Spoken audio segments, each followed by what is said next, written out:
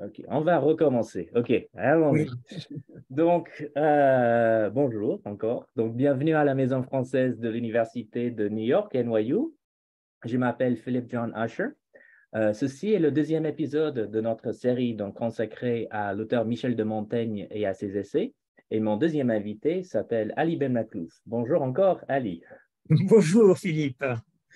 Né à Fès, au Maroc, le philosophe Ali Ben Maklouf lit, pense, voyage et surtout converse avec les autres un peu partout dans le monde. Il est actuellement professeur à l'université Mohamed VI Polytechnique au Maroc, où il est également le directeur du Centre d'études africaines. Il est aussi professeur émérite de l'Université de Paris-Est-Créteil et membre honoraire de l'Institut universitaire de France. Il a enseigné dans différents pays, comme vous le voyez, en France et au Maroc, mais aussi en Belgique ou encore aux États-Unis. En tant qu'expert auprès de l'UNESCO pour mener le dialogue philosophique entre les mondes arabes et asiatiques, il a voyagé, si je ne me trompe pas, il me dira, en Corée du Sud, en Thaïlande, au Japon, au Maroc, en Tunisie et en Égypte. Ali Ben Maklouf est un penseur cosmopolite et un grand lecteur de Montaigne.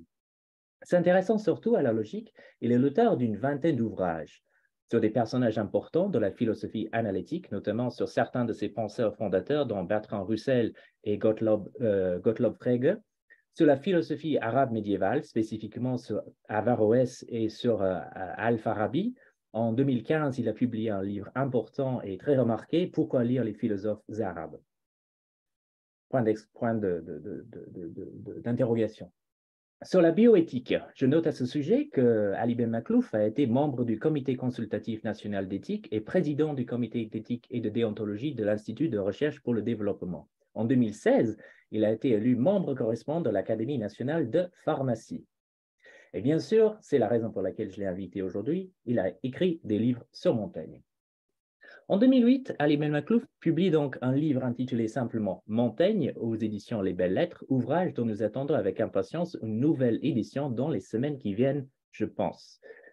Je me permets de lire un petit extrait du quatrième de couverture. L'humanisme que défend cet homme de la Renaissance, Montaigne, consiste à limiter l'inhumain sous la forme du rejet de la torture, de la cruauté, de la justice expéditive. Humanisme qui substitue aux idéaux abstraits l'expression de soucis de l'homme en situation concrète. Philosophe de la comparaison, de la description et de la suggestion, Montaigne a porté son attention vers l'histoire et la poésie, les guerres civiles, les guerres de religion, la tension entre les empires, mais aussi les opacités de la conscience ou les échappées de l'esprit. À la recherche d'un nouveau langage, il a défendu l'art de la mise en doute et du retrait contre toute forme de dogmatisme. En cela, son actualité reste entière. En 2016, Ali Ben Maklouf publie chez Albin Michel La conversation comme manière de vivre. Ce n'est pas un livre sur Montaigne, mais un livre écrit à partir de Montaigne et qui, sans être un manuel, décrit la conversation comme, je cite, une forme de civilité. Un mode d'échange qui refuse le ton magistral, dans lequel l'un ne cherche pas à dominer l'autre, un usage proprement social et partagé des mots. Je cite encore. La conversation n'est pas une démonstration. Elle n'est pas non plus une exposition de doctrine, encore moins une joute verbale d'allure dialectique. Comme le dit Montaigne dans De l'expérience que vous citez au tout début de votre livre, la parole est à moitié à celui qui parle, moitié à celui qui l'écoute. Vous nous montrez que la conversation, pourtant, n'est pas son structure. Elle aurait même une allure dialectique. On dit une chose, on dit son opposé, on cherche comment pondérer chacun de ces points sans en rien occulter. La conversation ou l'art de rendre perplexe, dites-vous, d'aller en profondeur vers les questions ouvertes. Et Montaigne, dites-vous, veut faire des essais en miroir de la conversation et de celle-ci en miroir de l'écrit. On comprend mieux, moi j'ai mieux compris en tout cas, en lisant la conversation comme manière de vivre, combien dans cette façon de comprendre les mots, le sens des mots ne réside pas dans les mots, hein, il émerge de l'usage des mots. Et on comprend mieux, moi j'ai mieux compris en tout cas, pourquoi Montaigne est important pour vous et pourquoi dans ce livre vous le faites converser avec Saint-Simon, avec Flaubert et avec quelques autres, dont surtout Lewis Carroll et aussi dans la dernière page, Snoopy. Je ne résiste pas à la tentation de lire un petit extrait aussi du chapitre 3-8 de l'Art de conférer de Montaigne. Les contradictions des jugements ne m'offensent ni ne m'altèrent. Elles m'éveillent seulement et m'exercent. Nous fouillant à la correction, il s'y faudrait présenter et produire, notamment quand elle vient par forme de conférence, non de regence, de moquerie. À chaque opposition, on ne regarde pas si elle est juste, mais à tort ou à droit, comment on s'en défera. Au lieu d'y tendre les bras, nous y tendons les griffes. Je suivrai être rudement heurté par mes amis. Tu es un sot, tu rêves. J'aime, entre les galanzans, quand s'exprime courageusement que les mots aillent où va la pensée. Il nous faut fortifier lui et la durcir contre cette tendreur du son cérémonieux des paroles. J'aime une société et une familiarité forte et virile, une amitié qui se flatte en l'âpreté et vigueur de son commerce comme l'amour, est morsure et égratignure sanglante. Cette année, dans quelques semaines, plus précisément le 12 avril, Ali Ben Maklouf publie un nouveau livre sur Montaigne, encore une fois chez Albin Michel. Il s'intitule L'humanité des autres, avec comme bande accompagnatrice Montaigne décoloniale, qui a pour base le séminaire qu'Ali Ben Maklouf a enseigné chez nous à NYU l'an dernier. Dans ce livre, Ali Ben Maklouf nous rappelle que Montaigne ne parle pas de l'autre, mais des autres. Il s'agit de mettre au pluriel la rencontre avec les autres, de s'intéresser avec l'auteur des essais non pas à l'altérité, mais à la diversité, et ainsi de rompre, dit-il, avec une philosophie qui réduit les autres à une figure de l'autre. À la fin de l'avant-propos, Ali Ben Maklouf résume pourquoi il faut lire Montaigne aujourd'hui. Montaigne relaie le cri des Juifs expulsés de l'Inquisition, des Mexicains torturés, cuits à petit feu dans des chaudrons par les Espagnols chercheurs d'or. Le lire aujourd'hui permet de mieux entendre ceux qui crient justice en disant « la vie des Noirs compte », ou de ceux qui sont devenus une humanité mobile, exposée au sort funeste de la noyade ou de la mendicité et qu'on appelle migrants. Ali Ben Maklouf est mon invité aujourd'hui, j'en suis très content. Et même si une phrase, je dois l'avouer, de son livre sur la conversation me fait craindre le pire, je cite, « Il suffit d'un mot déplacé pour que la conversation devienne difficile ou qu'elle se rompt en allant jusqu'à rompre parfois le lien entre les personnes. Mais j'espère que cela ne nous arrivera pas aujourd'hui. » Alors, chaque épisode, je l'espère. Alors, chaque épisode de cette série sur Montaigne est divisé en 3 parties. Dans un premier temps, donc, pour faire connaissance, pour ouvrir le dialogue, mon invité répondra à mon petit questionnaire Montaigne. Dans un deuxième temps, mon invité nous parlera de ses propres travaux sur Montaigne. Et enfin, un troisième temps sera consacré à une session de questions-réponses. Et c'est-à-dire que Ali Ben Maklouf répondra à vos questions et vous pouvez entrer dès maintenant et tout au long de l'échange grâce à l'option Q&A qui est au bas de votre écran Zoom. Donc, juste en bas, n'hésitez pas à entrer tout de suite vos questions et on y arrivera dans la troisième partie de cet échange. Alors, on va commencer tout de suite. Donc, pour ce deuxième épisode, voici le questionnaire Montaigne.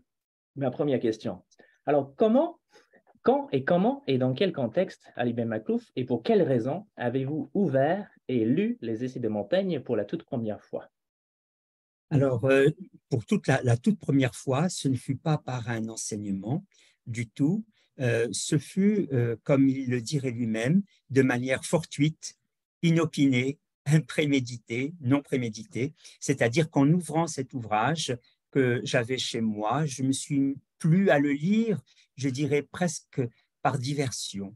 Et puis, au fur et à mesure, je m'y attachais jusqu'à aimer cette langue, jusqu'à l'apprendre, parce que c'est une langue quand même spécifique, bien particulière, la langue du 16e.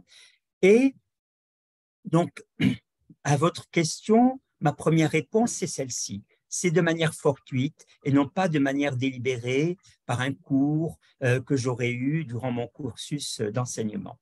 Et puis, alors maintenant, il y a d'autres raisons qui ont fait que après je le relisais. D'abord, j'ai fait le lien avec la tradition que vous avez soulevée, avec la tradition ouverte par Bertrand Russell. Parce que Bertrand Russell le cite en bonne part dans précisément Our Knowledge of External World, notre connaissance du monde extérieur, et il dit que les théories passent parce qu'elles sont à chaque fois mises en conflit par les faits. Plus on découvre de faits, plus les théories finalement qui ne concordent pas avec ces faits ne sont même plus des pis-aller et on les laisse tomber. Et les nouvelles, la découverte de nouveaux faits signe la mort des théories anciennes. Et il dit, eh bien, celui qui m'a sensibilisé à cela, c'est Montaigne, parce que finalement, l'excès théorique apparaît obsolète dès lors qu'on va vers l'accumulation des faits. Et donc, pour Russell, quand on lit les essais, ce sont les faits qui vous submergent parce qu'il y a ainsi surabondance de faits qui relativisent beaucoup les théories. Et puis, alors je dirais une troisième raison, après la rencontre fortuite, après le lien que je fais avec Russell, une troisième raison, c'est cette fois-ci une raison éthique. Vous avez soulevé mon engagement en éthique médicale, en éthique de la recherche. C'est ce que d'ailleurs j'enseigne principalement cette année à l'UM6P de Ben Guérir au Maroc, l'Université Mohamed VI Polytechnique. C'est qu'il a une conception de ce que les philosophes d'Oxford au XXe siècle, comme Harris Murdoch, Bernard Williams, ont appelé les concepts épais en éthique, par opposition aux concepts fins, thick concepts and not thin concepts.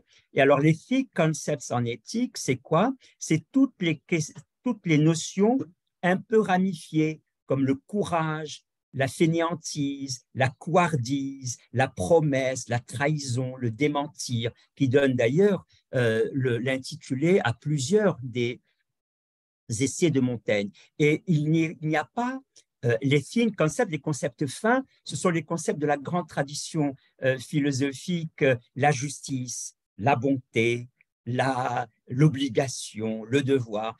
Chez Montaigne, on a plutôt les concepts épais. Et donc, pour moi, j'ai compris pourquoi Montaigne intéressait beaucoup les anglo-saxons, pourquoi il est beaucoup travaillé aux États-Unis, parce que c'est le philosophe français le plus harmonieux avec la philosophie anglo-saxonne. Et comme vous l'avez rappelé, j'ai commencé par la philosophie analytique, la philosophie anglo-saxonne. Pour moi, aller vers Montaigne devenait de plus en plus aisé et de plus en plus comme une nécessité pour moi de continuer à le lire. Et oserais-je le dire, il y a une quatrième raison. Et la quatrième raison, c'est que quand j'ai écrit mon premier livre sur Montaigne en 2008 en France, ça faisait 30 ans que je vivais en France. Et puis, j'avais fait que de la philosophie arabe ou de la philosophie anglo-saxonne en étant en France, ce qui était une situation un peu bizarre. Je ne travaillais pas du tout sur les philosophes français, ni Rousseau, ni Sartre, ni Lévinas, etc. Et en réalité, c'était en 2008 une façon d'avouer mon attachement à la langue française et à ce pays qui m'avait autrefois accueilli. J'en parle au passé puisque maintenant je l'ai quitté à nouveau pour le Maroc. Voilà à peu près les contextes dans lesquels j'ai pu lire et que je continue à lire Montaigne. Quel est le chapitre des essais qui, au cours des années, retient le plus souvent votre attention? Ou alors, et c'est peut-être la même question, ou peut-être pas, vous me direz, quel est votre chapitre préféré et pourquoi? Alors, selon les moments, je lis Montaigne depuis plus de 20 ans maintenant régulièrement. Selon les moments, il y a eu des chapitres sur lesquels, ou des essais sur lesquels que j'ai beaucoup plus étudié que d'autres. Donc, c'est vraiment un problème de temps opportun. Bien sûr, en 2016, quand j'ai fait paraître La conversation comme manière de vivre, c'était le chapitre que vous avez cité de l'art de conférer, que j'épluchais beaucoup et que je lisais beaucoup. Un chapitre magnifique où Montaigne insiste sur le fait qu'il est beaucoup plus dans la fuite que dans la suite, où toute cette façon d'aller indirectement vers les choses, et aussi tous les lieux, ce que Aristote appelait les lieux, les topoi, les micro-raisonnements, et dans l'art de conférer, il indique tout ce qu'il faut éviter dans une conversation, et on évite la colère, bien évidemment. Et le lien avec Lewis Carroll, vous l'avez dit, c'est quand Alice, la pauvre, elle est toujours perdue. Et alors, le caterpillar, la chenille, lui dit Never lose your temper, keep your temper. Alors, ça résonne complètement avec les lieux dont parle Montaigne. Et puis, bien sûr, le ton qui accompagne la conversation, tous les aménagements non linguistiques de la conversation m'avaient beaucoup retenu à ce moment-là. Mais à d'autres moments, ce fut le chapitre de la cruauté. Par exemple, vous avez mentionné le cours que j'ai fait à Noyaux l'an dernier, le chapitre 11 du livre 2 des essais, de la cruauté, c'est véritablement le chapitre où Montaigne oppose, je le cite, l'instinct naturel à l'inhumanité d'un côté et le devoir général d'humanité. L'instinct naturel, il dit la nature a attaché en nous une forme de cruauté que on ne cesse par éducation et instruction de réprimer, dirait Freud, en tous les cas d'écarter par le devoir général d'humanité. Devoir général, pourquoi général? Parce que on doit justice aux hommes, dit-il, et bienveillance aux autres êtres, animaux et plantes compris. Alors, ce chapitre sur la cruauté est pour moi vraiment majeur. Là, donc, en 2022, je l'ai beaucoup travaillé. Aujourd'hui, en 2023, compte tenu du livre que je viens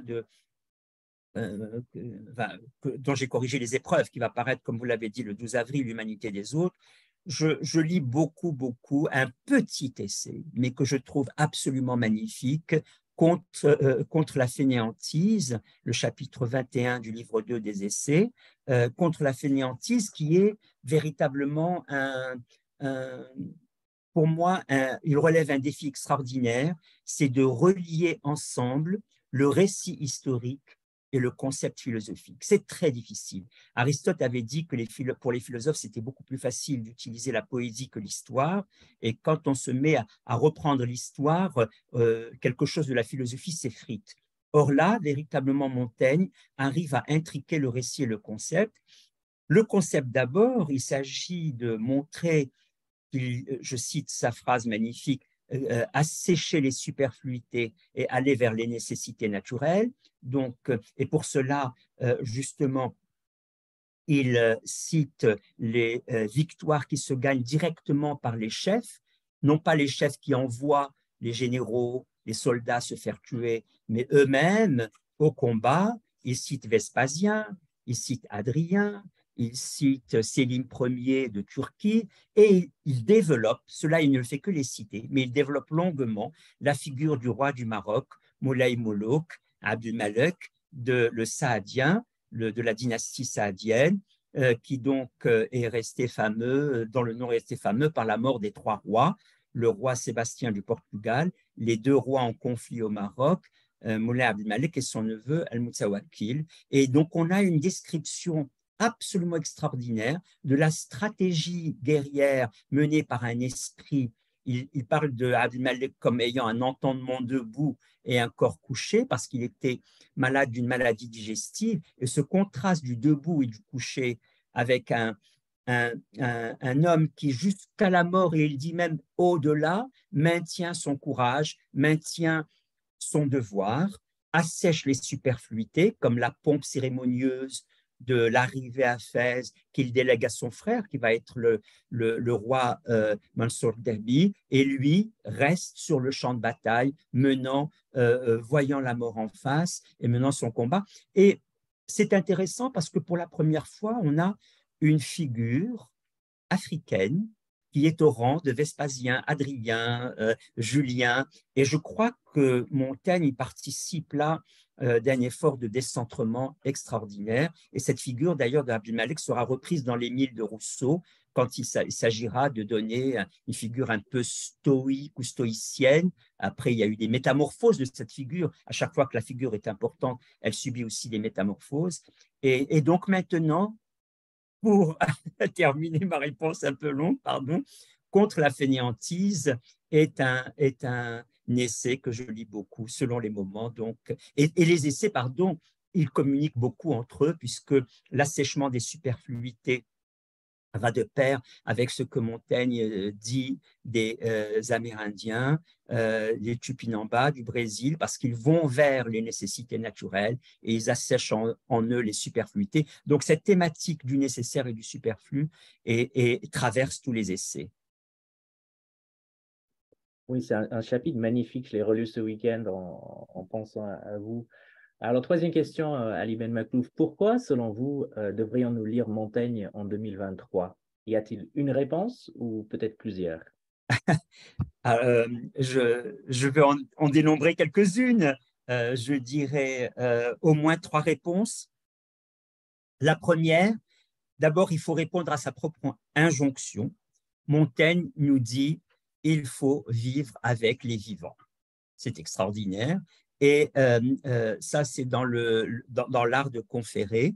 Et aussi, dans le chapitre 25 du livre 1, il dit, c'est une phrase un peu plus complexe, mais tout aussi intéressante, nous ne sommes savants que par la science présente, non de la passée, aussi peu de la future. Nous ne sommes savants que de la science présente. Alors, quels sont les problèmes actuels, puisqu'il nous invite à traiter les problèmes actuels, nous ne sommes savants que par la science actuelle.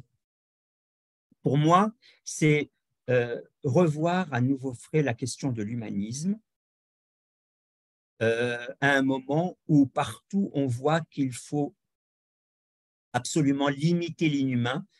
Je l'aborde indirectement, limiter l'inhumain, c'est-à-dire en temps de guerre, comment montrer son humanité.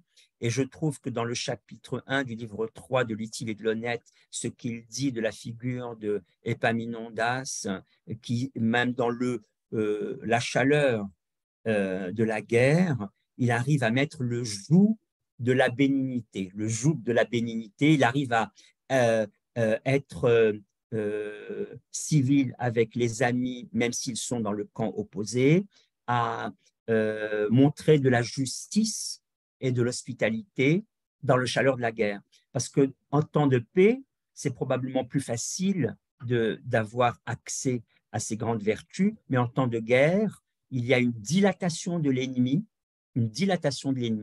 qui fait que finalement, il y a un rétrécissement de la moralité des personnes. Et alors ça, c'est la première raison.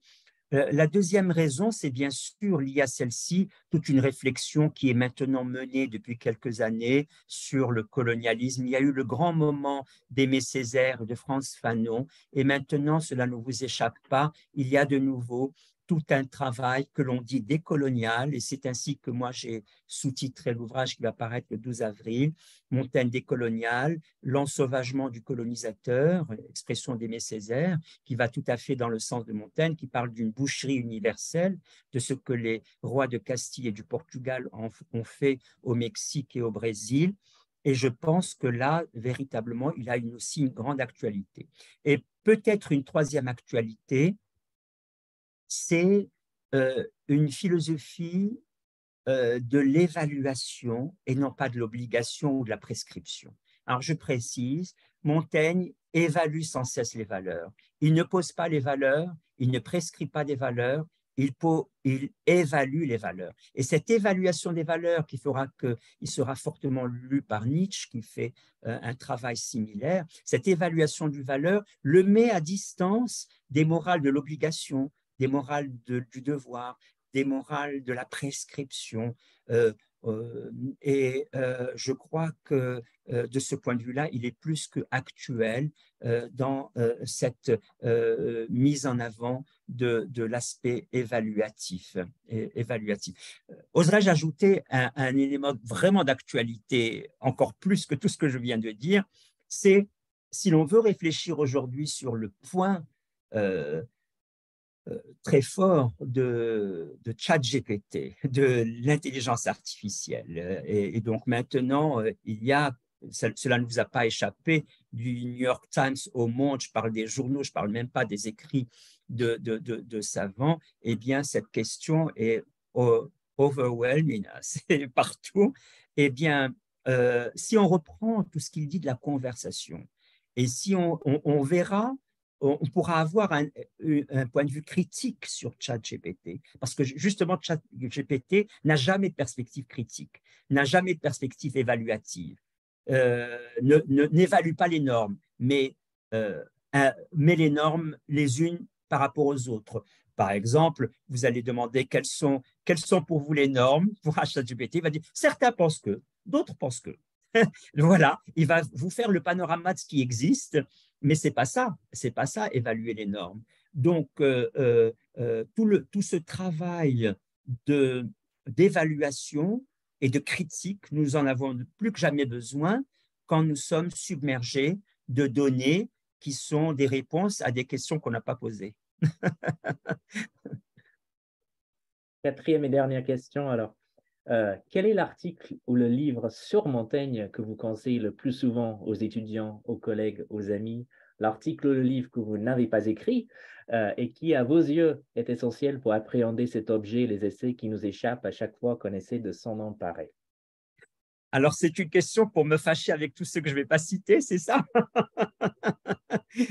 Non, pour les étudiants, vous avez raison, il y a des classiques, qui sont là. Montaigne en mouvement de Starobinski, ça reste effectivement un ouvrage classique.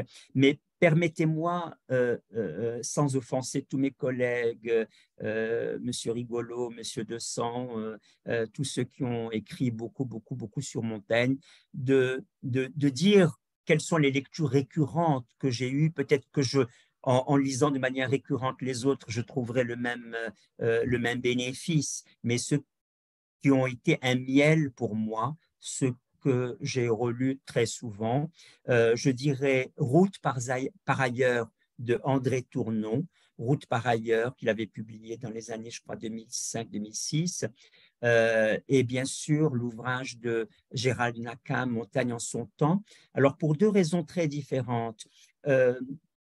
D'abord, Tournon, il m'a fait prendre conscience que l'importance chez Montaigne, c'était pas d'expliquer, c'était peut-être même pas de d'écrire, mais c'était d'énumérer. Et ici, comme vous savez, l'an dernier, j'ai fait une conférence Montaigne et l'énumération à la Maison française de NYU, et je pense que l'aspect déflationniste de l'énumération est extraordinaire.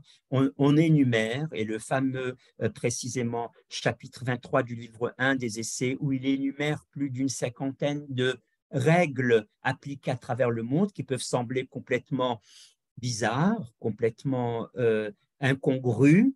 Eh bien, il ne s'arrête sur chacune, sinon de la mettre en regard avec une autre. Et cette énumération joue un rôle déflationniste sur l'idée qu'une culture serait supérieure à une autre ou serait pas égale à une autre. Et on a ce que Tournon appelle l'énumération vertigineuse.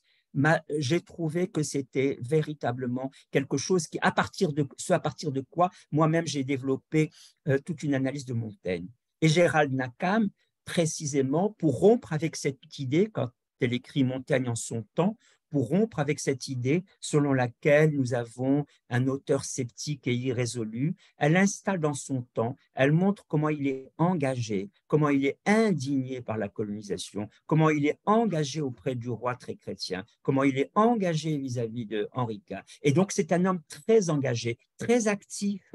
Quand il dit ma retraite pour écrire, en réalité, il ne cesse d'avoir des missions diplomatiques, et j'ai trouvé très éclairant la manière dont elle relie les essais à toutes les fonctions de Montaigne, mais aussi à l'importance de ce siècle bourré d'anthologies magiques, de guerres et en même temps de découverte des mondes et des faits.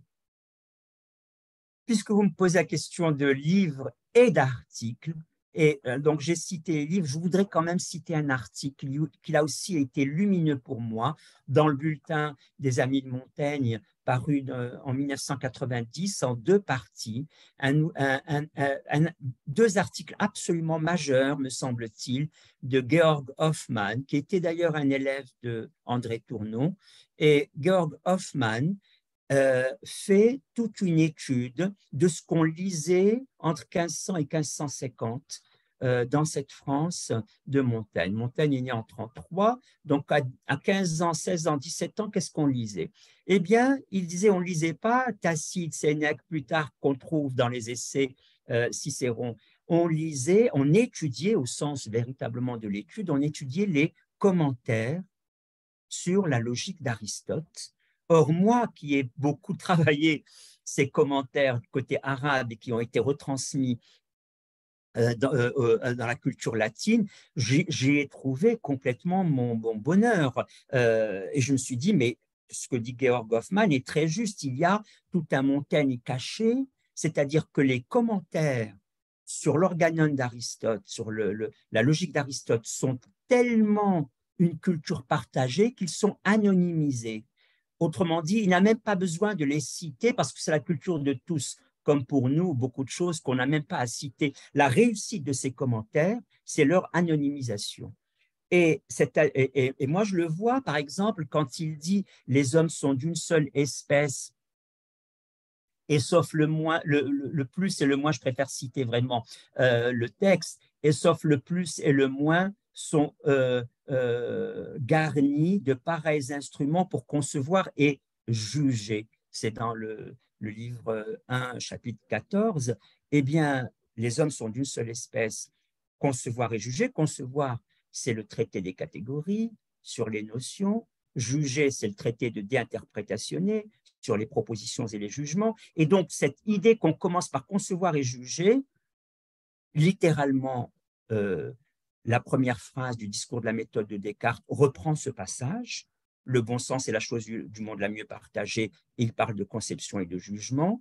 Donc là, véritablement, il y a une dette que Georg Hoffmann a bien saisi. Et aussi, alors j'ai parlé des catégories d'Aristote et du déinterprétationné d'Aristote, concevoir et juger, mais il y a aussi les réfutations sophistiques, relever les sophismes. Et quand Montaigne relève les sophismes des rois de Castille qui vont coloniser précisément le Mexique, les rois du Portugal, le Brésil, et il dit toute la fausseté de leur manière d'arriver en disant notre roi nous dit de prendre vos terres.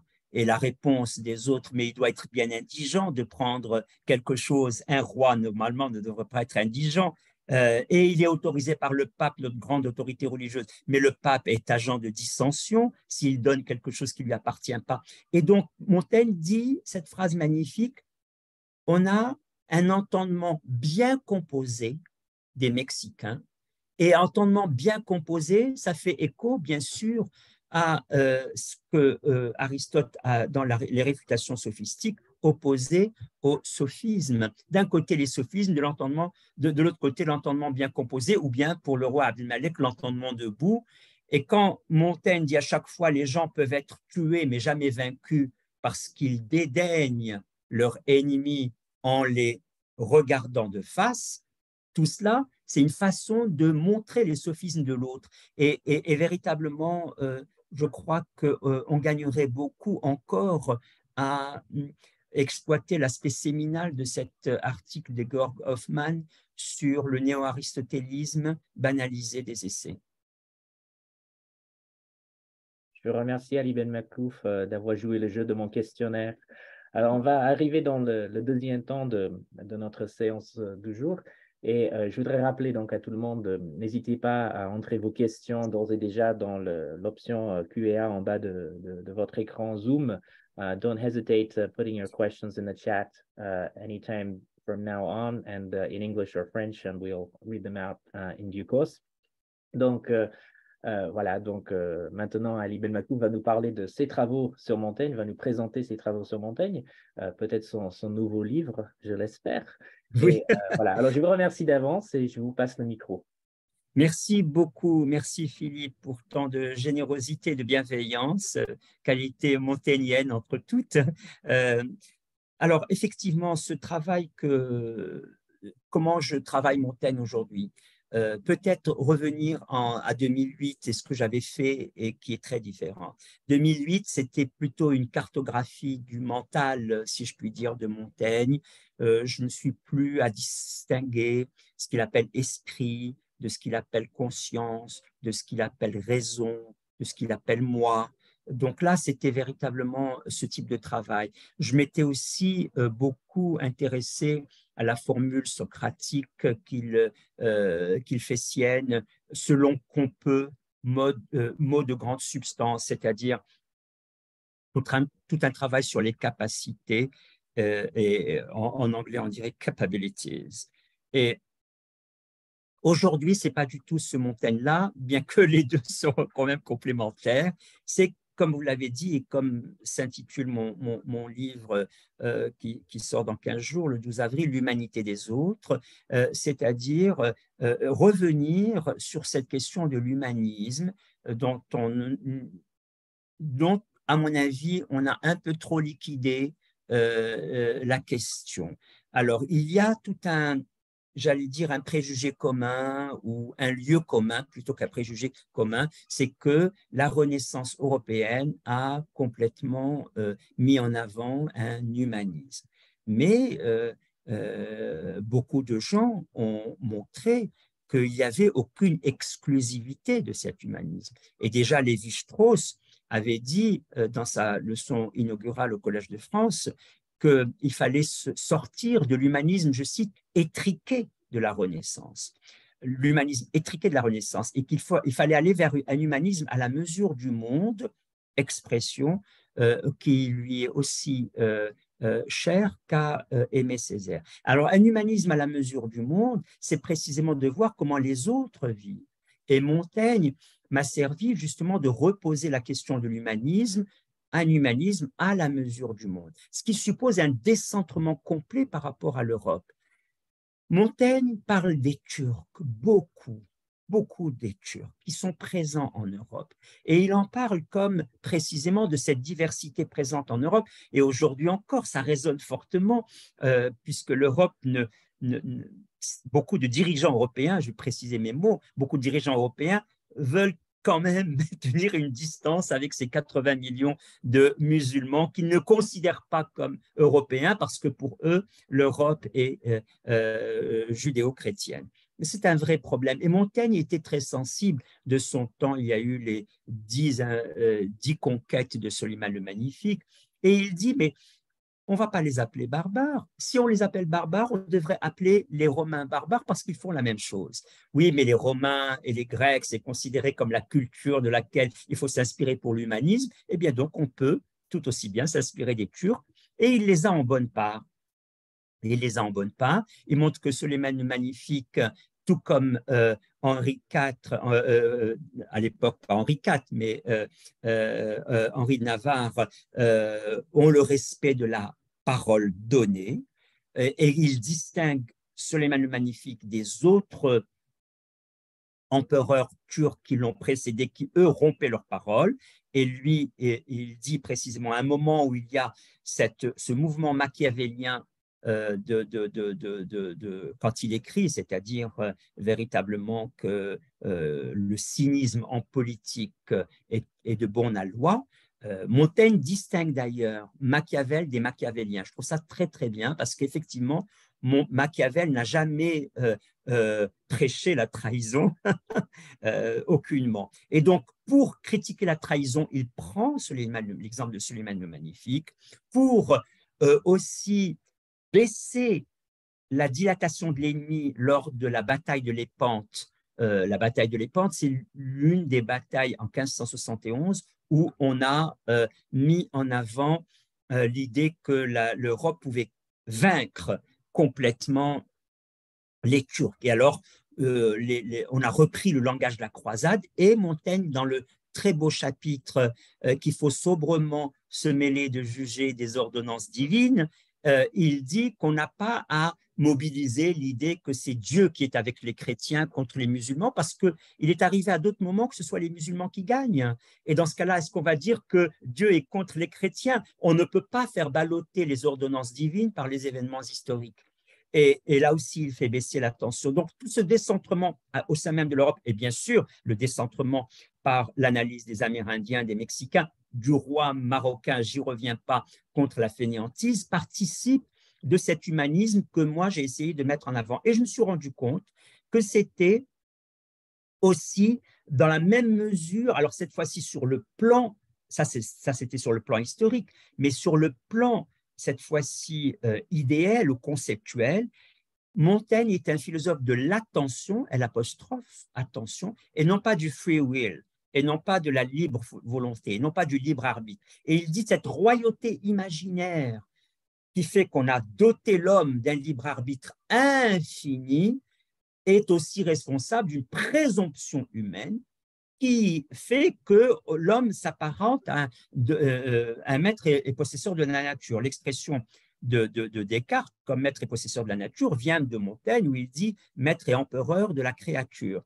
Donc, véritablement, il y a la critique de la présomption, du privilège de l'homme sur Terre, de la prérogative. C'est son réseau sémantique, prérogative, privilège, présomption, royauté imaginaire. Non, l'homme, il faut terrasser son orgueil, ce qu'il fait, en relevant l'intelligence des animaux. Et donc là aussi, il y a un enjeu écologique extraordinaire que je mets moi en rapport avec tout un travail qui a été fait au XIIe siècle par un philosophe andalou Ibn Tufayl sur la fable d'un enfant qui grandit seul et qui apprend par la nature, parce que Montaigne ne cesse de dire qu'on apprend par la nature, qu'il y a un apprentissage naturel, que quand on dit que l'homme utilise le bois et le fer, ben, il l'utilise comme des outils naturels, le bois est naturel, le fer est naturel, et tout cet apprenti, et parce qu'il a vu faire les animaux, la parole elle-même qu'on pense être exclusive de l'homme, la parole elle-même est par imitation de ce que font les animaux, les autres animaux. La nature n'a pas voulu laisser sur, le, sur le pavé l'homme en l'intégrant à la parole. Il y a plusieurs formes de parole qu'il appelle la grammaire en geste.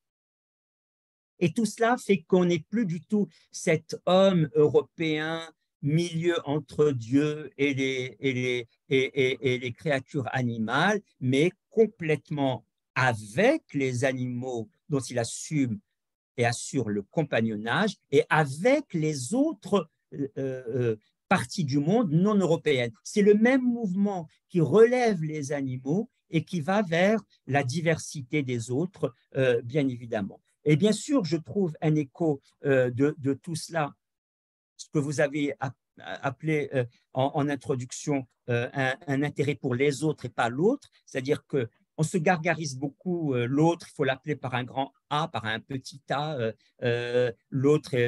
Non, l'autre, c'est d'abord les autres, et est-ce que je suis prêt à intégrer complètement cette diversité humaine? Il y a plusieurs formes de vie. Il n'y a pas une forme de vie derrière toutes les formes de vie. Et tout le travail, vous savez, aussi sur l'hospitalité, je m'inscris dans le débat qu'il y a eu entre Jacques Derrida et Florence Dupont sur l'hospitalité, Derrida reprenant dans un mode lévinassien, l'idée que l'autre est infiniment autre face à moi et l'hospitalité est un devoir inconditionné. Et Florence Dupont lui répond à partir de sa spécialité qui est la Grèce. Elle lui dit, mais l'hospitalité a toujours eu des conditions, a toujours eu des conditions. Et quand on dit que le devoir inconditionné, on noie le poisson. Qui sont les autres qui sont à même de demander l'hospitalité? Et donc les conditions, aujourd'hui, c'est la Convention de Genève de 51 qui est de plus en plus ballottée et non respectée par les États signataires. Ce sont des conditions à l'hospitalité. Et justement, la figure d'Epaminondas qui s'invite pour moi dans ce débat-là permet de revenir là-dessus. Donc, toujours sur cette idée des autres et l'autre, on parle beaucoup du différentialisme montagnien. Ma devise, c'est distingo, je distingue, etc. Mais distingo, la différence, il y a deux façons d'entendre la différence. La différence, être autre que ou n'être pas cela. Montaigne, c'est la différence, ce qui diffère de moi est autre que moi. Ce n'est pas moi. Et quand on entend la différence comme opposition, on entre dans une forme de conflit avec les autres. Alors que la différence, elle est être autre, diversité, la différence comme diversité et non pas comme opposition. Donc tout ça, c'est sur le plan conceptuel, ce que je développe, mais pour moi, ce que j'ai essayé dans ce livre, c'est vraiment de reprendre son enseignement fort, c'est que l'histoire et les concepts, le récit historique et les concepts doivent aller de pair. Sinon, on fait preuve d'un esprit abstrait et étroit, alors que lui, et je pense que c'est un élément très anglo-saxon, il a un esprit ample et imaginatif. L'opposition entre ample et imaginatif d'un côté pour l'esprit anglo-saxon et étroit et abstrait pour l'esprit français a été faite par Pierre Duhem, le grand physicien, et que je retrouve complètement. Il dit Descartes, la loi des sinus, tout cela, la géométrie analytique, c'est véritablement un esprit abstrait et étroit. Il va profondément, mais en balisant un terrain, alors que l'esprit ample et imaginatif, c'est celui de Newton, c'est celui de Maxwell, Maxwell qui arrive à faire les équations, l'équivalence entre les équations d'électricité et de magnétisme. Je ferme la parenthèse, c'est juste pour dire que Montaigne a un esprit ample et imaginatif, et cet esprit ample et imaginatif va de pair avec l'accueil de l'histoire dans sa diversité. Et deux derniers points, je critique le mentalisme de Lévi-Strauss, je critique toutes les questions de primitivisme dans ce livre. Non, Montaigne ne s'intéresse pas à des peuples primitifs, à moins de le considérer lui-même comme primitif, parce qu'on dit que le primitivisme, c'est ils sont sans blé, par exemple pour les Tupinambas, ils n'ont pas de blé, ils sont sans agriculture, sans magistrat, sans des privations. Mais ces privations, ce n'est pas des privations au sens où ce qu'ils devraient avoir, ce sont des privations positives qui assèchent les superfluités. Ils manquent pas du nécessaire, mais toutes les privations sont des privations positives. Et donc, je critique vraiment la notion de peuple primitif. Je critique bien sûr le concept de barbare, qui est un concept polémique. Je me nourris de travaux contemporains pour lesquels je mets Montaigne à l'épreuve. Le travail de Clifford Geertz, qui a critiqué Lévi-Strauss sur le sauvage cérébral. Lévi-Strauss n'a qu'un sauvage cérébral, pas le réel sauvage. Il le recrée intellectuellement. Et bien sûr, le travail de mon collègue contemporain au Collège de France, François-Xavier Fauvel, qui a la chaire d'histoire et d'archéologie, qui a intitulé un de ses ouvrages « À la recherche du sauvage idéal », les Hottentots. Il montre comment les Hottentots, dont parle tout le XVIIIe siècle, sont purement des créations philosophiques. Et lui, il a été à la recherche des réels Hottentots. Il a montré dans ses ouvrages que c'était toute une civilisation de la vache, etc., dans le sud de l'Afrique. Donc voilà, pour conclure vraiment sur cet ouvrage, j'insiste sur deux points importants. Sur l'humanité, puisqu'on parle de l'humanisme, l'humanité comme postulat et comme résistance. Le postulat de l'humanité, c'est que l'humanité, c'est suivre une règle. Montaigne parle de la règle des règles. Et la règle des règles, c'est quoi?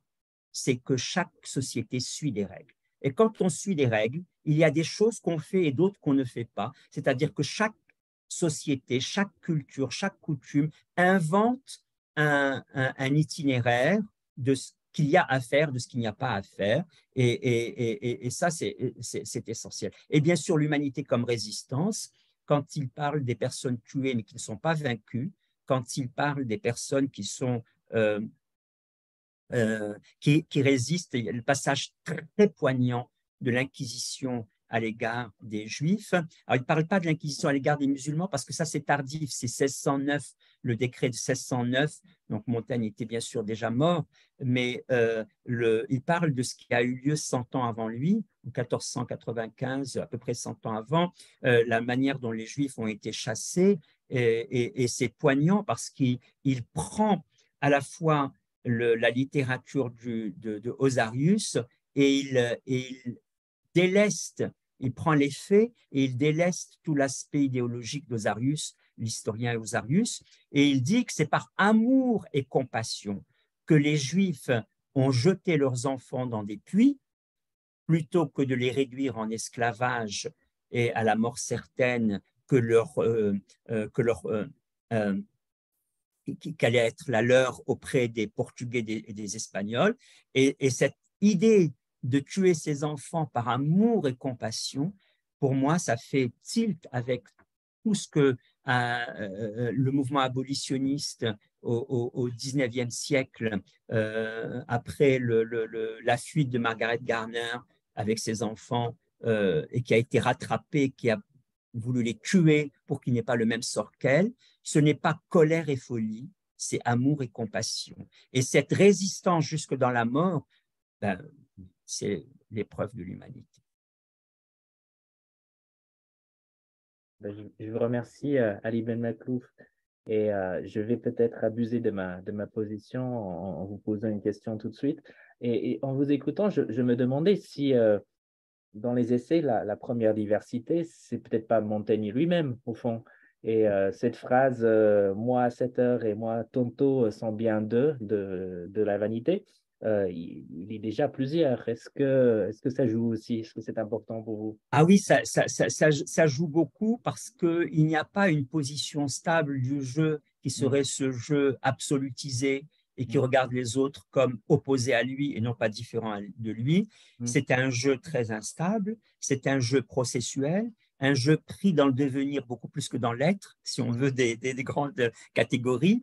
Un jeu, c'est Albert Thibaudet qui avait parlé du mobilisme héraclitéen de Montaigne à ce sujet, mm, un grand mobilisme, et bien sûr cette idée que tout est processus et tout est ébranlement, mm. jusqu'aux pyramides d'Égypte qui nous semblent ne pas bouger.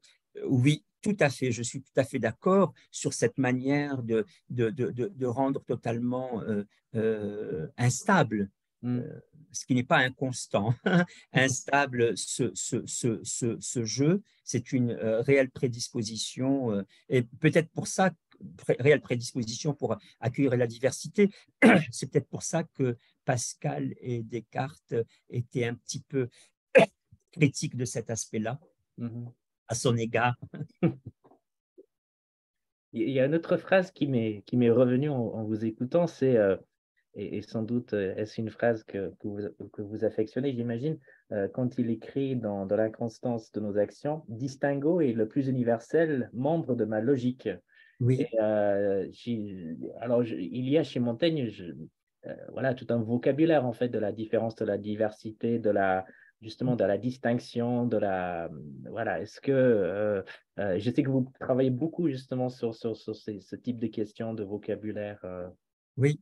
Alors, effectivement, je distingue, ça ne veut pas dire un différentialisme complet, Hmm, parce que distinguer, ça vient aussi, là encore, de la littérature aristotélicienne. hmm, Et donc, tout le travail qui a été fait sur les différences divisives, genre, espèce, différence divisive par Porphyre.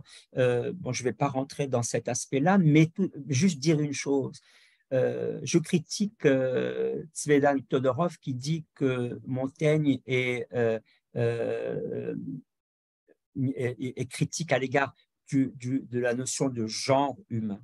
Non, hmm, puisqu'il dit nous sommes d'une seule espèce humaine, il ne peut pas critiquer le genre humain, mais il critique le genre commun, oui, hmm, mais pas le genre humain. Le genre commun, le genre où on met sous un même mot des divergences. C'est pourquoi c'est pas le plus important. Bien sûr, c'est important, mais pas le plus important. C'est important d'avoir une signification à nos mots. hmm, Mais en dehors du sens, il y a le poids et l'atmosphère des mots qui fait qu'un même mot, justement, change, non pas tant de signification, mais de pesanteur, oui. Il a plus ou moins de la grâce ou de la pesanteur selon les occurrences, selon les contextes. Et je distingue, ça ne veut pas dire qu'il n'y a pas un place pour la ressemblance. Chez hmm, Montaigne, il y a place pour la ressemblance. Et cette ressemblance, il insiste beaucoup sur ce mot dans le livre 2, chapitre 12 des Essais, l'Apologie de Raymond Sebon. Il insiste beaucoup sur notre ressemblance avec les animaux. c'est-à-dire qu'il y a véritablement là non plus différentialisme, justement, mais une ressemblance, c'est son mot. Il nous ressemble, on le ressent par les sentiments, on le ressent par la grammaire des gestes, comme j'ai dit, et il énumère, comme vous savez, tous les sentiments de fidélité, de justice, etc., qui se retrouvent chez les animaux. Et donc, par là, il y a une réelle ressemblance entre les espèces. Merci.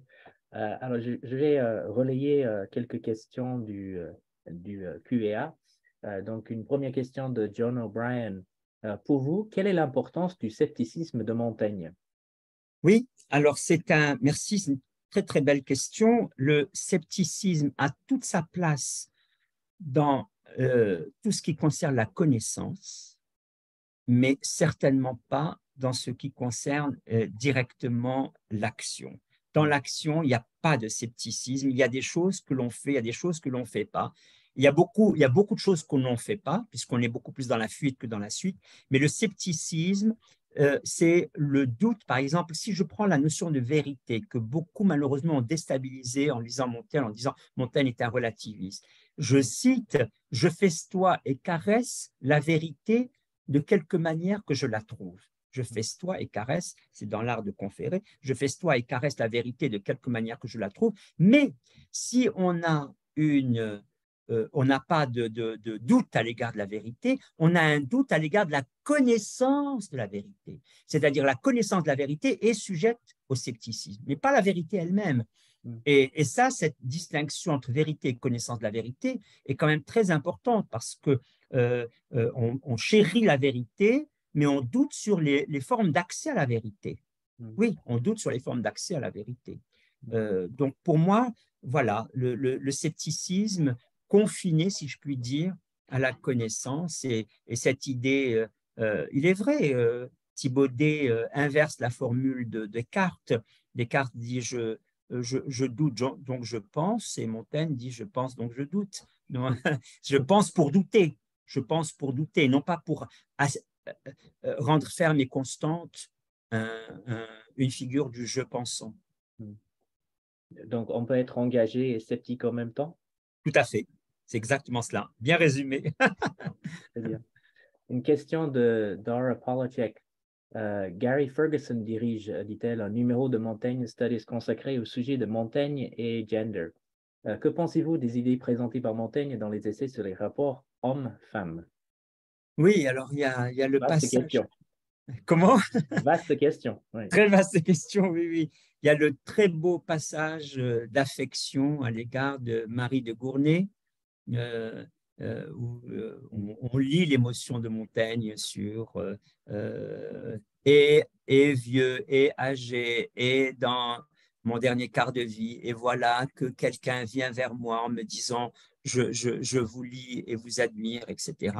Et pour reprendre l'expression de Montaigne, il me dit souvent j'admire mais je n'affectionne pas. Je crois que là, Marie de Gournay admirait et affectionnait Montaigne et lui admirait et affectionner Marie de Gournay. Bon, c'est un exemple particulier, mais c'est un exemple quand même tellement emblématique pour la postérité, pour les éditions qui ont été faites à partir de sa propre, oui, sa validation des corrections de Montaigne.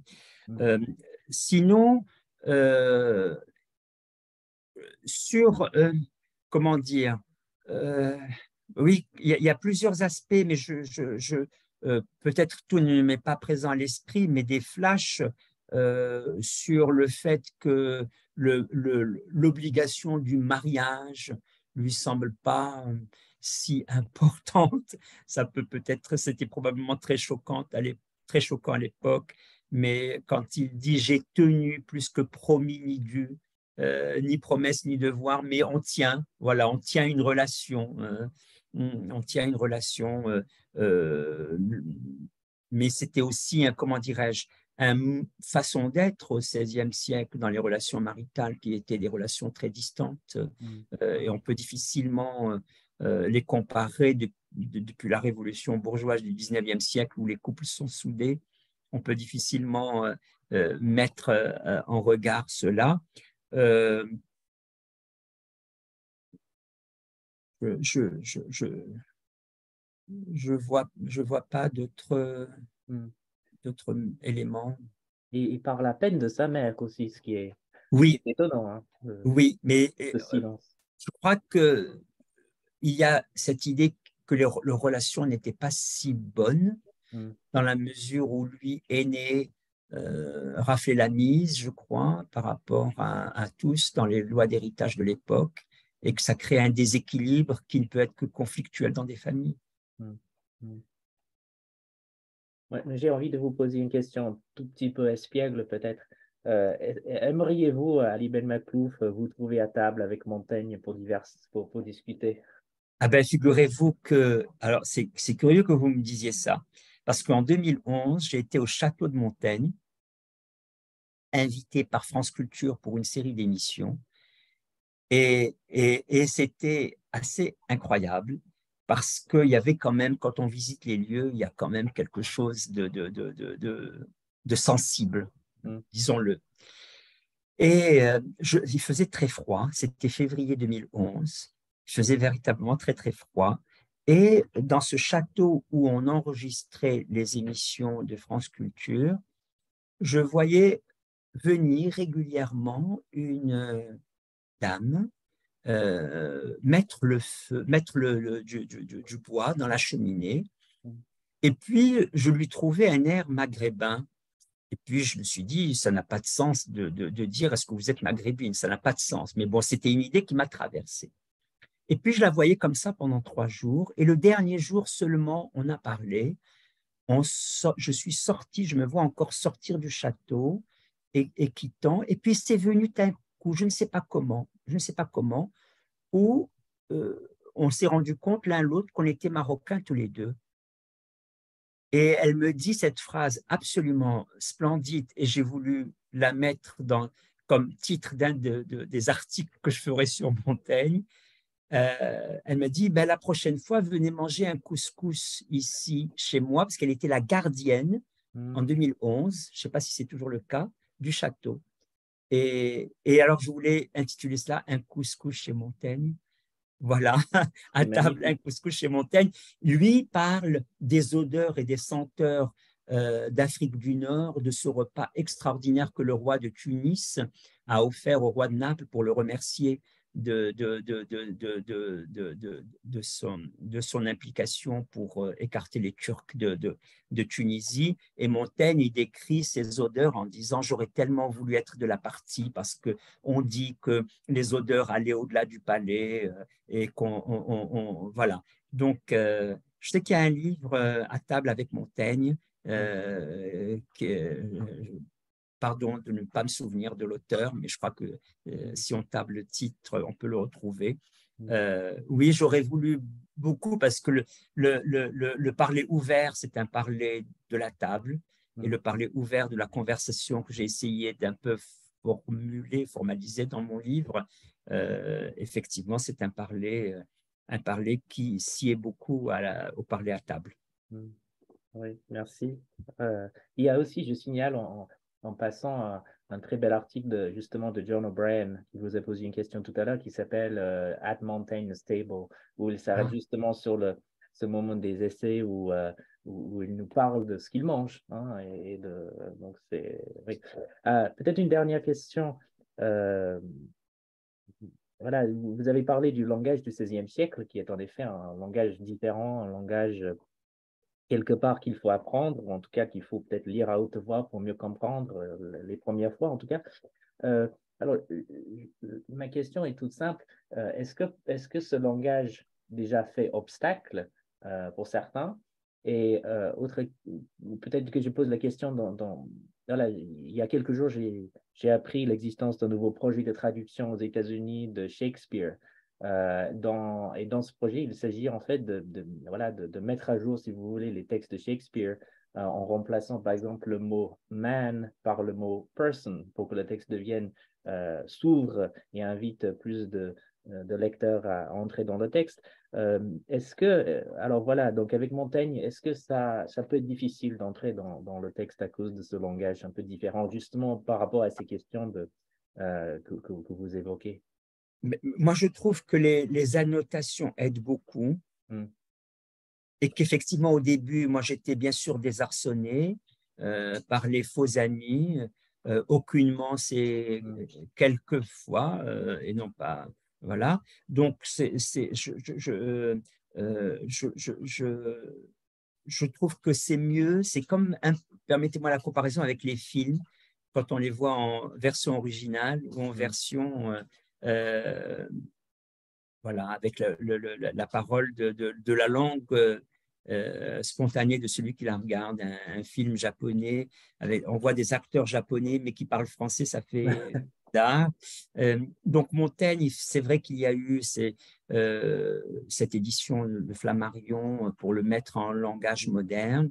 Je me dis que ça peut donner des faux amis. Par exemple, quand il dit la justice énorme de la guerre, c'est la justice hors norme et non pas c'est la grande justice de la guerre. Et donc, si on garde le même mot est resté en français énorme, mais si on laisse énorme, alors qu'au XVIe siècle, tout de suite, on va avoir une note ou bien on va comprendre que énorme, c'est hors norme. Donc, il y a véritablement de faux amis. Alors, dans ce cas-là, il faut tout réécrire, mais est-ce que c'est encore Montaigne? Les philosophes sont quand même habitués à apprendre plusieurs langues. On apprend la langue de Platon, la langue de Kant, la langue de Descartes. Le mot idée chez Descartes n'est pas le même que chez d'autres philosophes, bien évidemment. Donc, on apprend les langues philosophiques. Montaigne, après tout, c'est une langue philosophique parmi d'autres. Puisqu'on parle de philosophie, une dernière question, peut-être toute dernière, et je vais vous libérer. Montaigne est-il philosophe? Parce que j'ai l'impression qu'on ne le lit pas tellement dans les départements de philosophie, en tout cas aux États-Unis. Il y a ce beau livre de Anne Hartle de Montaigne, je crois que c'est Montaigne, The Accidental Philosopher. Mais en tout cas, vous, qui êtes philosophe, est-il philosophe, Montaigne? Alors lui, il dit, je ne suis pas philosophe, comme vous savez. Il dit dans, je crois, de la vanité, je ne suis pas philosophe, sur un passage très, très intéressant où il dit les menus et grêles empêchements, c'est son expression, de chaque jour. Vous avez une fuite d'eau chez vous, vous avez, voilà, ça vous empêche complètement l'existence.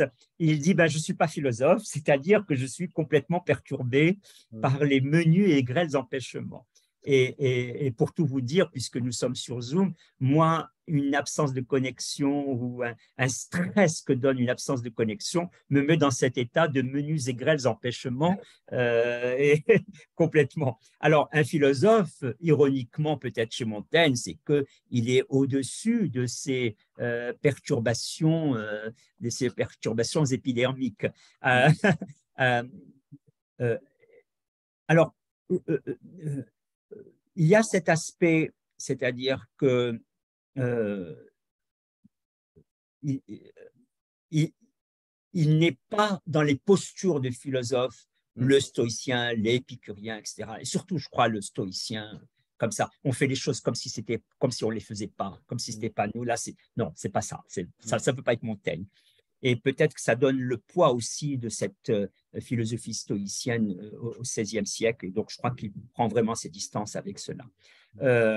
Aussi, je pense que contrairement à ce qu'on fait beaucoup de lui, ce n'est pas le sage.